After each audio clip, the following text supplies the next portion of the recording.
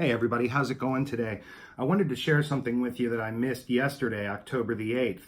Yesterday, October the 8th in the year 451, the Fourth Ecumenical Council, the Council of Chalcedon or Chalcedon, began in Bithynia. This is an important council for a couple reasons. At the time, there was a controversy or a heresy called Monophysite heresy. It basically sprung from the idea that Jesus Christ, his natures of God, divine, and human, were one, that he was just one singular entity.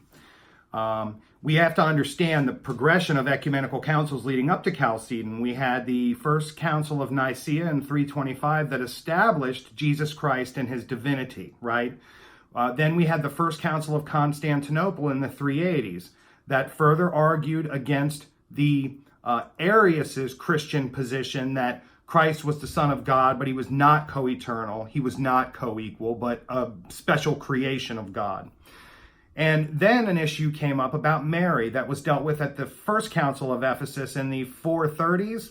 And basically the issue was this: if Jesus is God, Mary is the mother of God. Is she Theotokos or is she Christotokos? Theotokos, or Christotokos, right? Is she the mother of God or the mother of Christ?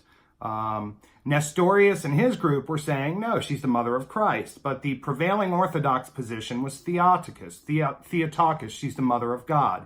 Then in 450, October 8th, 1451, the Council of Chalcedon gathered to address this Monophysite controversy that was saying, hey, look, the issue here is Christ is one entity, God and human wrapped into one. The best thing that came out of Chalcedon as far as orthodoxy was Christ's presence as God and humanity as co-equal. The idea is hypostatic union. Jesus Christ is fully man and fully God, and that those two pieces that make him up never overtake the other. It's you see how it gets into a lot of subtlety and detail. It leads me to the second part of this. Just today, what's going on right now in Rome is called the Amazon Synod. And it's been feared that it's going to cause further dramatic changes to their Catholic view of Christianity. Well, a secular journalist put out an article this morning about his talk with his friend Pope Francis and his denial of the divinity of Christ. On my community page, I posted two posts, one with the first report and a follow-up with the Vatican's response to all of this. And you got to follow it. It's interesting. I mean, even as a Protestant, you need to follow this kind of stuff. Lastly, I want to talk about Jan Hus on October the 8th and 9th, beginning of October, really. In the year 1415, he was martyred. We often think of Jan Hus as, being part of the European Reformation, but he was where modern-day Czechoslovakia was, and he was a famous reformer. Often the basic narrative of reformers goes John Wycliffe in the early 1300s, and then we go to Jan Hus, the goose, right? Hus was the Hussite or goose, right?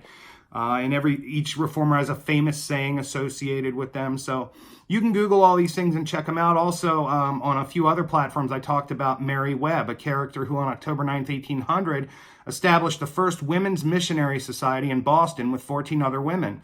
And she spent the next several decades of her life from a wheelchair organizing over 200 Christian missions. A fascinating character. You should definitely check her out. Lastly, I want to go back to church councils and just tell you how to understand them and look at them. Out of each church council came canons. It's a list of orthodoxy, what the church is going to do. So you can read long books and long texts about the dynamics and the characters of the councils. But if you want to just have a basic understanding, which I believe every Christian should have, you can just type in on Google, canons of the Council of Nicaea, canons of First Constantinople. And for the most part, you can at least get a sense of what they were deciding and establishing in each of these councils. Friends, I hope you have a great day, and I look forward to talking to you next. I'm going to premiere another live stream. That went really well, and I had a lot of fun. It was just a group of friends talking about William Tyndale, and it was great. So look for that coming soon. I'll post and let you know when it's coming. Have a good day, friends.